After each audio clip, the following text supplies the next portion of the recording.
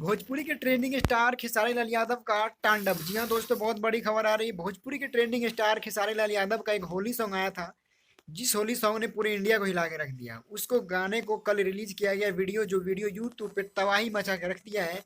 गाने का नाम है खाली उहे रंगेला। होली सॉन्ग है और जबरदस्त तांडव है। पहला गाना होली का जो खेसारी लाल यादव लेकर आए हैं। इस गाने का ऑडियो को रिलीज किया गया था 6 से 7 दिन पहले, और उस ऑडियो ने रिकॉर्ड इतना बड़ा बनाया कि सिर्फ ऑडियो ऑडियो को एक दिन में 3 मिलियन व्यूज गया।